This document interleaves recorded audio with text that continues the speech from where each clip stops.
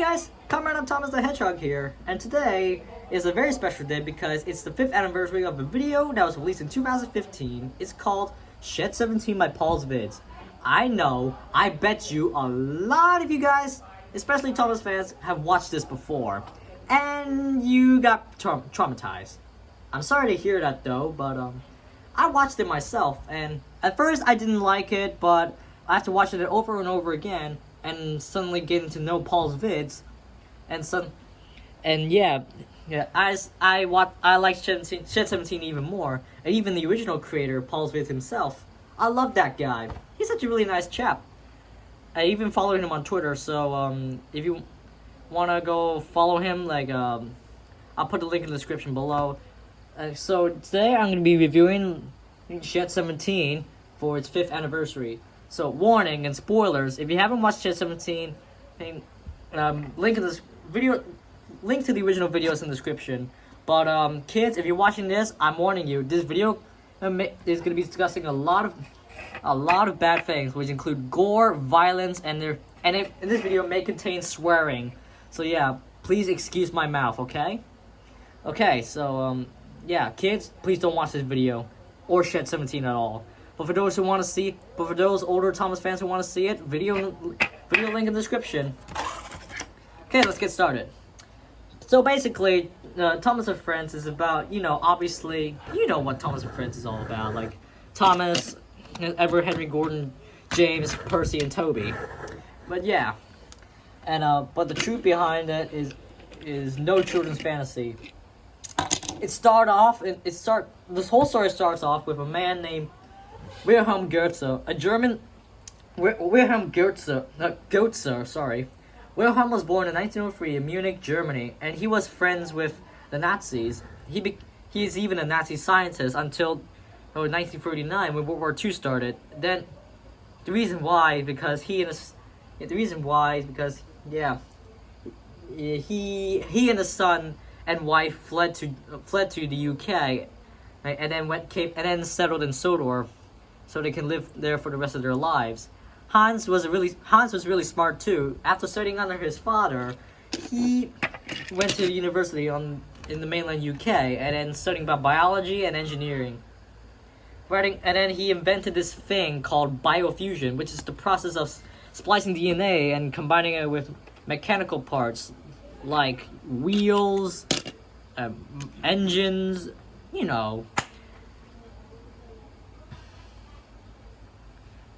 By the 1960s, Hans set up Sodor research.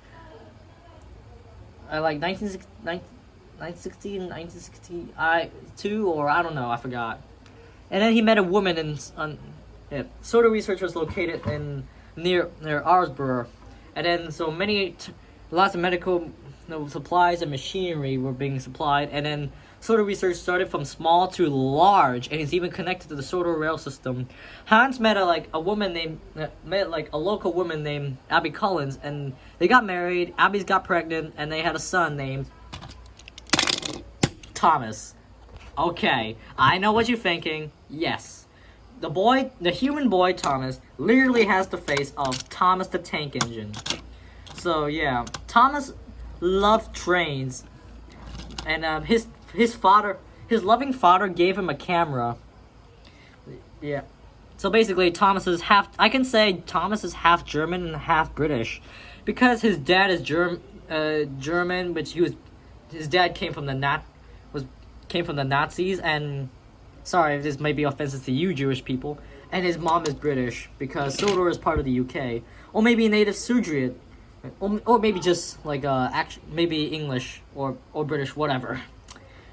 British women. Sorry, I'm a bit clumsy.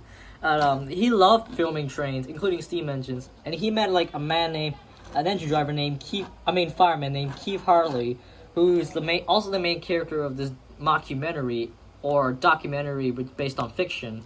So yeah, Keith Hartley is being interviewed throughout the entire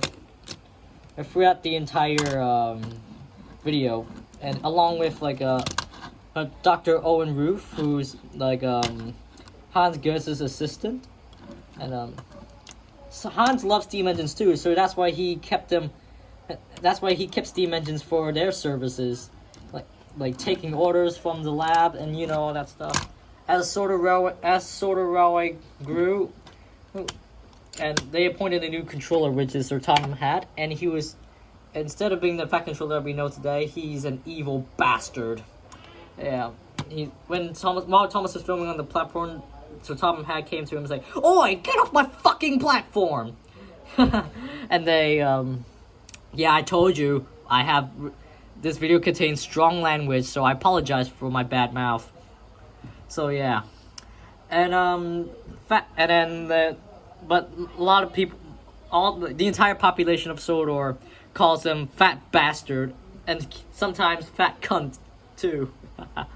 Yeah, it's really funny. I'm kind of glad that Pauls Vids actually. I'm kind of glad that Pauls Vids actually censored the swear words. If he didn't, it's fine, I think. Then later, one day, Thomas and his friend were walking to school, I think, or maybe somewhere, and they were walking nearby a railway line. Unfortunately, Thomas didn't pay attention to the signs, but he just literally pointed his camera towards the safety signs. He didn't. What the hell? But anyways, Thomas, like, let's wait for the 11:45 train. But Thomas, come on!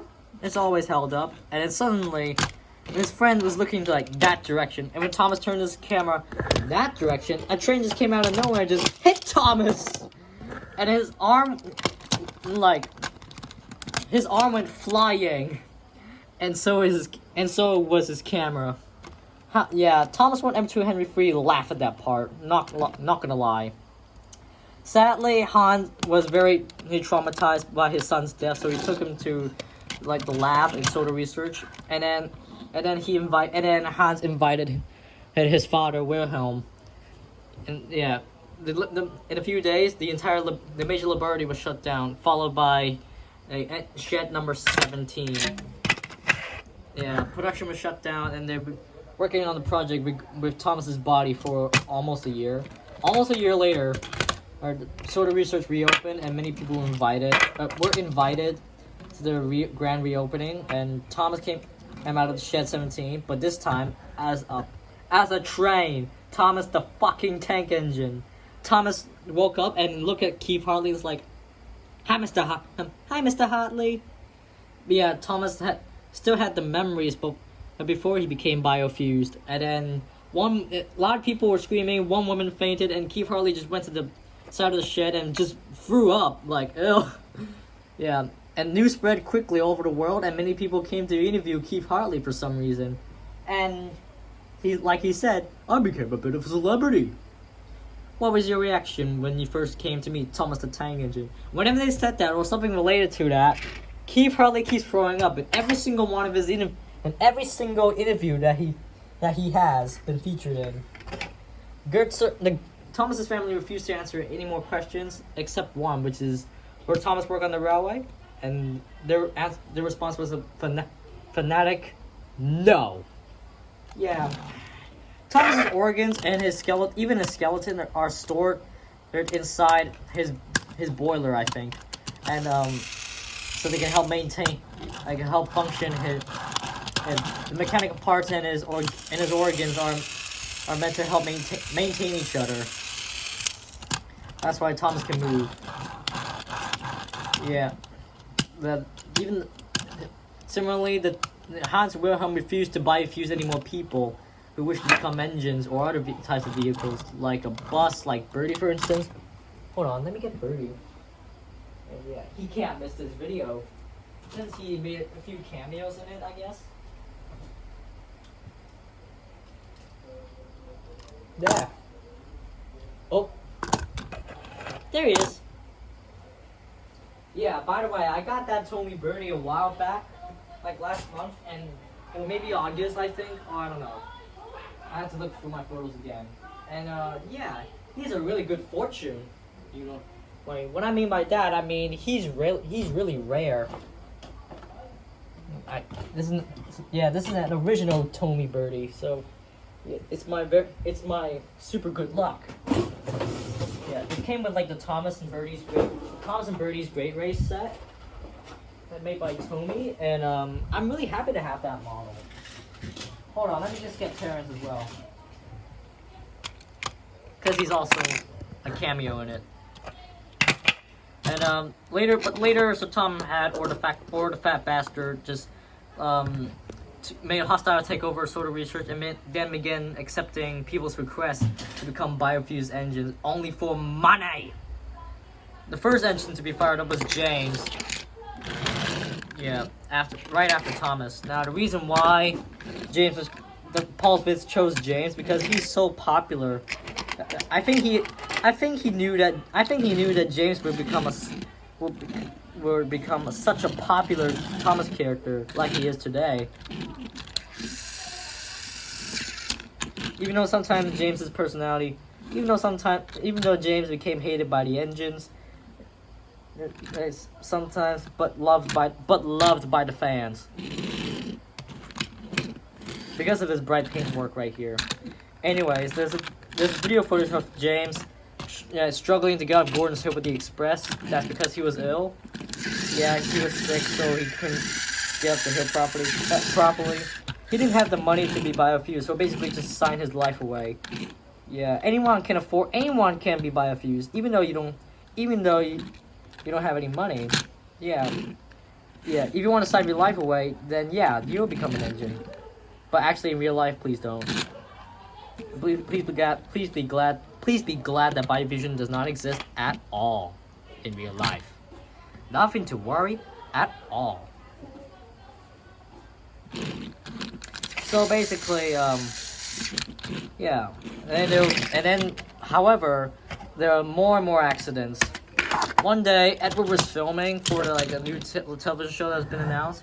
It was originally live action before they went to the live action and replica models. And Edward pulled to the station, whistled to the kids, and suddenly, entering the Star's voice like beep beep, whistled Edward. Thank you very, and then suddenly starts screaming because blood sprayed all over the station, including the children. He's like, "Ah!" Blood came all over from his whistle.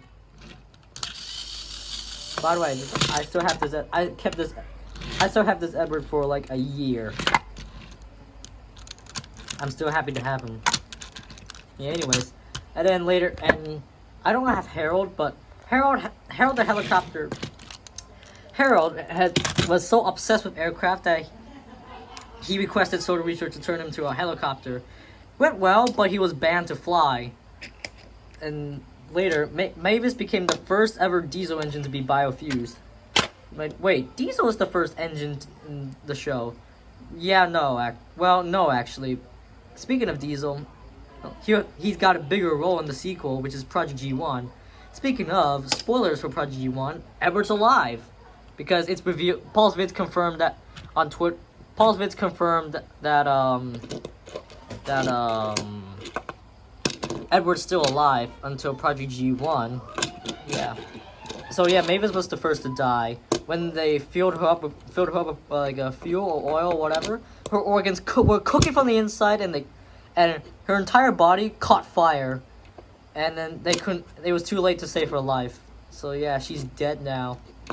That's why the fat bastard decided to ban biofusion experiments on for diesel engines. Yeah, screw diesel engines now. Harold was never told why he couldn't fly, but yeah, this is the reason why Harold was banned to fly, and this decision will keep him alive, if only a little while longer. And then there were, yeah. And then there are video footages of the engines being interviewed, but with their name boards. And there's one of the clips has Percy in it, and then suddenly his face came off, and his eyes rolled back, and his face came off yeah, blood went everywhere, and then everyone screamed. And for some reason, though, however, Thomas was the only one to be working properly. Yeah, while the other engines have so many problems, and yeah, Sodor Research began selling biofusion technology all across the world, and that's why there are so many biofused vehicles across the world, and Most of them are failed ones. Yeah. Hans Gertzen knew it, what Hans Gertzen found out was this leading to? Slavery of engines. So he immediately resigned from. Wilhelm, however, did much worse. He couldn't take any more of this mess, so he shot himself in the nose in his room. Sawdust spread everywhere. Now the reason not blood though, because it's a joke because like in the model series of Thomas and Friends, the human characters are wooden figurines, so it makes sense for the human characters in the Shed 17 universe to have sawdust. Yeah, it's a joke. While biofused engines, on the other hand, have organs. Makes no sense, but it's meant to be a joke. So yeah, don't take it that seriously. And then Gordon paid a lot of money to become an LNER A1 462, and he was much bigger than any other engine. He was like the biggest at the time. And then that Fat Controller fired him up, and suddenly he was leaking steam, and then suddenly Gordon exploded. His eye bops popped out, and then blood went everywhere, and he exploded basically. A lot of people got injured during the test run, and yeah, the fat bastard, whatever, refused to call the ambulance to help the injured people get to the hospital, so they had no choice but to use Harold. Harold, yeah, this was their only chance. This was their only choice, so they used Harold. And as expected, it went wrong. Harold struggled to fly, but as he went up to the air, his propellers, which were permanently attached to him by his organs, got ripped off, and Harold crashes and dies.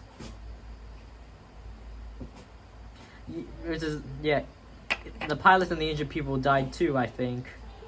Maybe they could have jumped out, but I don't think I saw them jumping out. Maybe they probably just did it. Maybe Paul didn't edit that, or he didn't mention anything about them when Harold crashed. Whatever. Let's just pretend they jumped out, but off screen. Even though the footage is, even though the camera's just literally filming Harold, even though the camera just filmed all of it. Anyways, so there was no point of covering it up and keeping it a secret, so that's why they had to clean up the mess with the help of Henry, aka Pauls Vids' favorite character.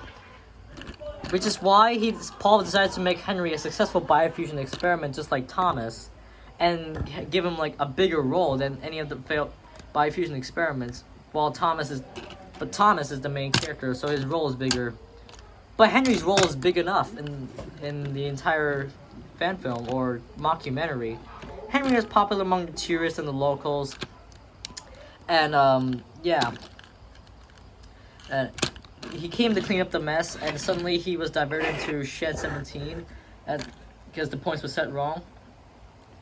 Henry peeked his head inside the shed and saw everything inside shed number 17 and just panicked out by running out. Henry didn't dare to speak anything about that shed until he decided to confront the fat controllers, or fat bastards. I keep swearing because I have to. Because that's what they call that Sir Tom had. Henry went to the fat controller's office, and they began arguing for 10 minutes, and then Henry went back to the shed angrily. He came to the shed that night and warned Thomas to stay away from Shed 17. Next day, the fat controller gave Henry a job to pull the flying kipper on a winter night on February 1983. Henry, the fat controller caused a sabotage during the kipper run.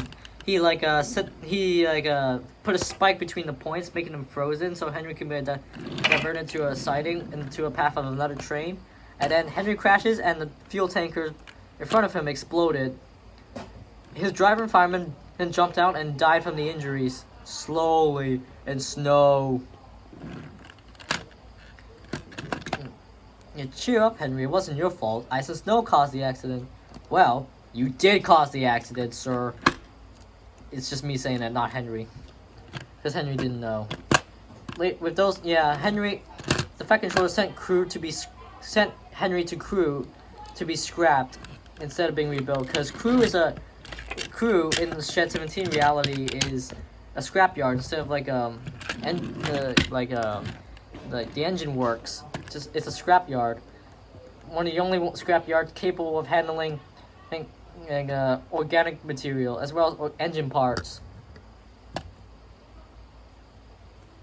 Yeah, and then it's sad to see Henry die by being scrapped. Next evening, Thomas decided to look inside Shed 17. Yeah, he basically decided to forget about listening to Henry's warning. So he went inside the Shed 17. He resorted research in about 3 hours which nearly killed him. At last he made it, but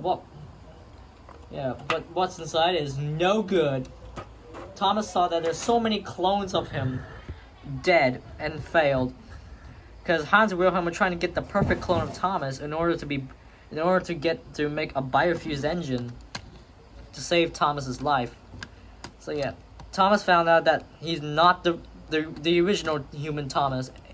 He is only a clone. And Thomas saw a huge green tank in front of him, which is glowing. And then suddenly Thomas saw that there's a failed clone inside the tank, alive and knocking on the glass, trying to escape. With that scene, hold on.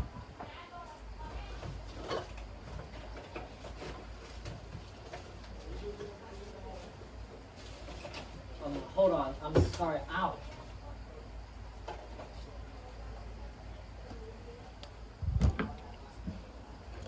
Yeah, but that scene gave us one of Thomas's most iconic faces of the entire franchise or fandom, which is like the Shed 17 Thomas face or O face, whatever. I haven't cut out the face yet for my paper face sheet for Thomas, like these ones right here. Anyways, Thomas began screaming like no, and then suddenly his skeleton. And then this is a very scary scene because his skeleton just popped out, and then so did his smoke box. Yeah, popped out from his boiler, and so did his skeleton arms. And Thomas just ripped off his whole smoke box and died. But suddenly his skeleton began screaming really loudly. It's the Teletubbies scream. Yeah. Keith Hartley said Thomas thought of us as his friends, but sadly, over time we came to think of him as just really useful. Later, after that event, biofusion was banned all over the world a year later, including Europe. But biofused engines still had to work, and sadly, biofusion was later used by some countries as a death penalty, including for prisoners, including China. So yeah, that's basically my review of Shed 17. Yeah, I'd like to give you my thoughts about it. If you want to, yeah. But I'd like to tell you a few more scenes. There's one scene in China when the Chinese guard is like, biofused and trains, never late, always on time, never complain, much easier to discipline, and then electrocute, and then suddenly just tasers. There's like the biofused bullet train as like torture, and then started screaming like yeah, like the gut wrench scream, the gut wrench scream, which is really iconic. And then there's the end, like a post-credit scene where there's like a biofused boat that is sinking. Yeah, and his face is literally underwater. Like, no way.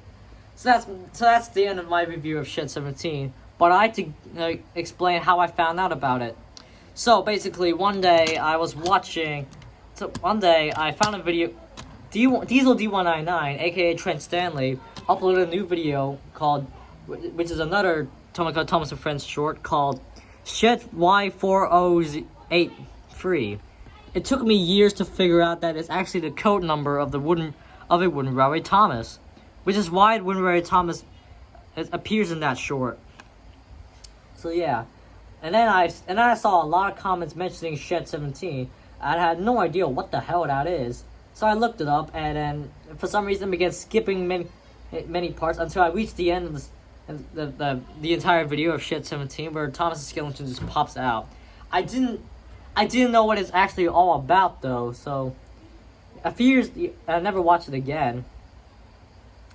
And then a few years later, I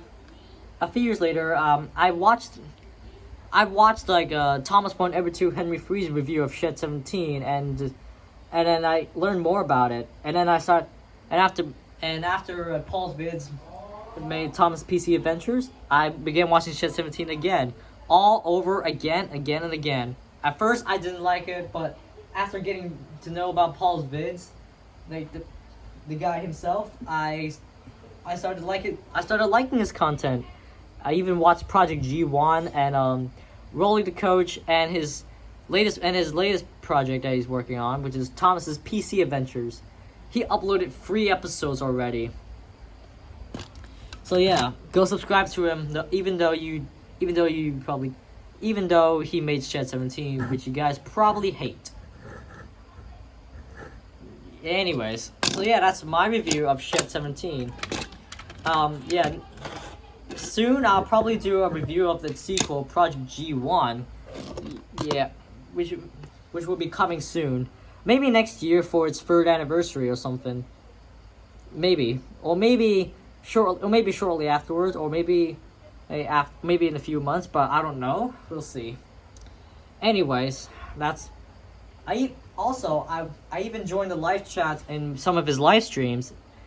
And he actually mentioned me a few times. Yeah. And I'm really happy about it, actually. And I even requested him to continue doing Rolly the Coach, and then he said he will, which is great. Hopefully, though, because yeah, you can't. And he's getting a lot of negativity because of Shed 17, and then later on, many people will keep begging him to finish Project G1, and they're like pestering him all the time. And then after Paul was getting a lot of hate, a guy named Brandon Pauly asked him to re-narrate the Thomas episodes, such as Thomas and the Guard, Thomas and Old Iron and Ghost Train. Yeah. Brandon Pauly even discussed to Pauls Vids about his own Shed 17 headcanons before, but that was before. Actually, those were before Project G1 was released. So yeah, that's now Pauls Vids is getting a lot of. Now Pauls Vids is getting more and more positivity, because he's such a nice guy and really funny too, and also he does a lot of amazing content such as Rolly the Coach and Thomas's PC Adventures. He sometimes do videos about cats though, but yeah, wow, it's nice to see. It's nice to see Pauls Vids having pet cats. Yeah, and also fun fact: Pauls Vids made a project before Shed 17. It's called Bertha the True Story, which is kind of like Shed 17, but it's about a show called Bertha. Unlike Thomas, not many people knew about Bertha until, unless if they watch. But for those who do know about Bertha, must have known about that show because of Pauls Vids, because Bertha wasn't really well known.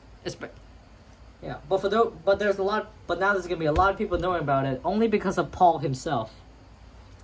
So yeah, it's an entirely different story though. But yeah. So yeah, oh man, 29 minutes already. So guys, if you want to follow him on Twitter, I'll put the link in the description below, like I said earlier. And yes, guys, I have an announcement to make. I have Twitter and Instagram. Yes. I still have my Discord server though, but if you want to follow me on Twitter or Instagram, links in the description. I'll be posting a lot of content, as much as I can. So I'll even be posting updates on my projects sometimes, and I'll even be posting custom models of them. So yeah, I thought these 2 social media accounts would be fun. I'm getting bored of Discord, but I still love Discord. So yeah, thank you guys so much for watching, and stay tuned for 36th anniversary of Thomas and Friends. See you next time and have a good one.